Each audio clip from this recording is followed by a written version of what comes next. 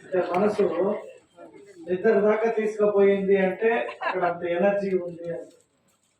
మనసులో ప్రశాంతత లేదు. ప్రజలు మన దగ్గరికి తిరుగుతూ ఉంటారు ఏవో అనేక రకాల బాధలతో. వారి బాధల్ని మనం చిత్తశుద్ధిగా విన్నాము కాబట్టి మనకి మనశ్శాంతి లేదు. అంటే వారి కష్టాన్ని విన్నప్పుడు మనం ఏదో ఒకటి చేయాలి అంటే మనకు ఆ స్థాయి ఉండాలి, ఆ శక్తి ఉండాలి. సో అవన్నీ పొద్దునలే సాయంకాలం దాకా ప్రజలతో తిరిగి వారి కష్టాన్ని విని చూసి మేము కొంచెం మనశ్శాంతి కోల్పోయినాం. ఇది సత్యం. అయితే ఇక్కడికి వచ్చినాక వారు చెప్పిన కొన్ని శ్లోకాలు, ఆ పాట మురళీకృష్ణ అన్న పాట పాడారు.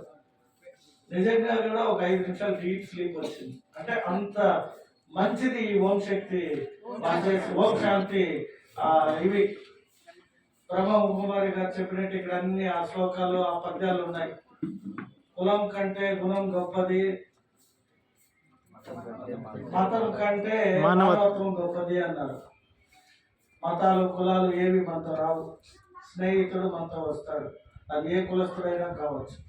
అది స్నేహానికి ఉన్న విలువ.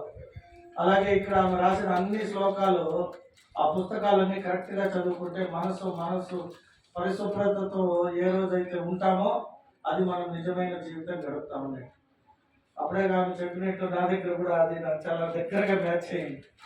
నా దగ్గర కూడా పని చేసేవాళ్ళు చాలా మందికి నేను పైకి చెప్పను వారికి ఏం చేద్దామో అని. వాళ్ళకి ఆత్రం, నాకు ఇప్పుడు ఎట్లయితే అధికారంలో ఉంటే నాకు రేపే ఏం పదవి ఇస్తావు, నాకు ఇంకా పదవి లేదే, నువ్వు మాత్రం రోజు ఎమ్మెల్యేగా తిరుగుతున్నావు, మేము కష్టపడ్డాం కదా, మాకు పదవి లేదే.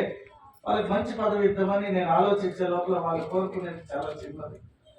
అలాగే అమ్మగారు చెప్పినట్టు వాడికి ఆ ఇల్లు ఇద్దాం కట్టరా అంటే వాడు ఆఖరి బిల్డింగ్ కదా, సంపాదించుకుంటామని స్టీల్ అయ్యాక సిమెంట్ అయ్యాక ఆ ఇల్లును వాడికే ఇచ్చినాక ప్రతిరోజు ఆ ఇంట్లో ఉన్నా కూడా వాడికి మనశ్శాంతి లేదు.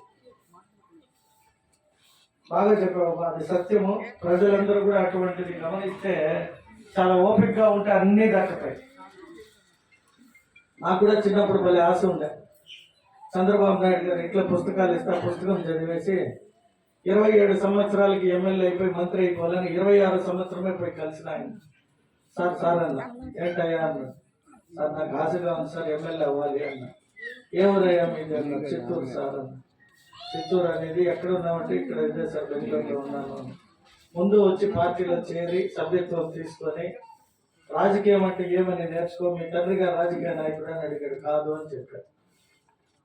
అంటే అప్పుడు ఆశపడిన వయసు 26 సంవత్సరాలు, అప్పుడు ఆశపడితే 42 సంవత్సరాలకు వచ్చింది. అంటే ఎన్నేళ్ళు ఓపిక పడితే వచ్చింది? 16 సంవత్సరాలు ఓపిక పడితే వచ్చింది. ప్రధానం. అయితే ఏమొచ్చింది? మంచి అవకాశం వచ్చింది ప్రజలకు సేవ చేసుకునేకి.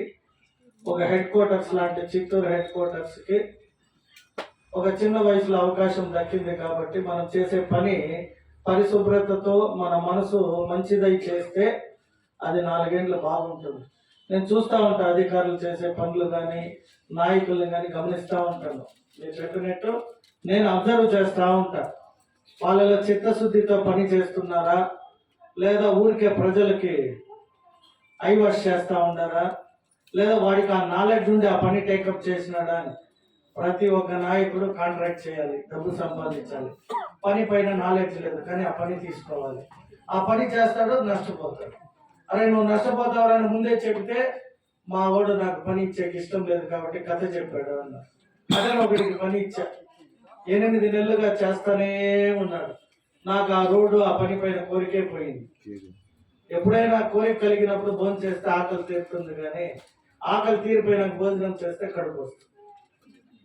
అంటే చెప్పినట్టు చాలా వచ్చినాయి నాకు. ఇక్కడ కూర్చొని ఉంటే రకరకాల ఆలోచనలు వచ్చినాయి.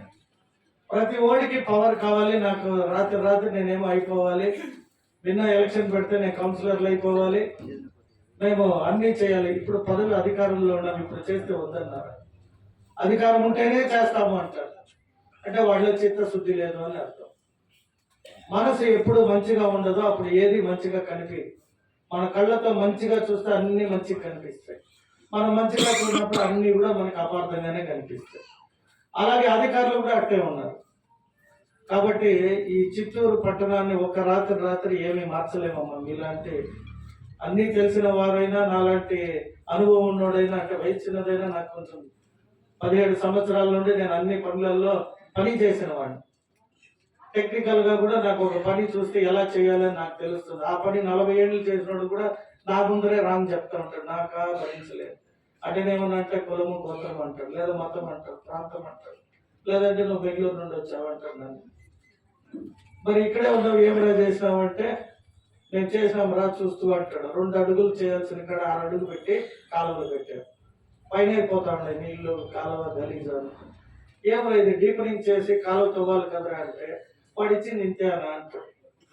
10 లక్షల పనికి 4 లక్షలు టెండర్, 4 లక్షలు ఇస్తే వాడు ఏం పని చేస్తాడు? ₹1,00,000 పని చేస్తాడు. అడిగితే ఎమ్మెల్యేకి 1,00,000 ఇవ్వాలి, అధికారులకు 1,00,000 ఇవ్వాలి, అక్కడ స్థానిక నాయకులకి ఇవ్వాలి, నేను పని చేస్తే నా కడుపు నిండాలి అన్నాడు. ఇంకేం చెప్తాము? వాడికి శ్లోకాలు చెప్పి ప్రయోజనం లే, మనిషి మాటలు చెప్పి ప్రయోజనం లే.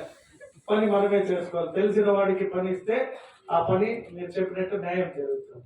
లేదా వాడికి ముందుగా కానీ చెప్పేస్తే నీకు ఫలానా అధికారం ఇస్తున్నాము అని అప్పుడు అన్ని బాగా చేస్తాము అంటారు. కాబట్టి తప్పులు బయటకు వచ్చినాయి.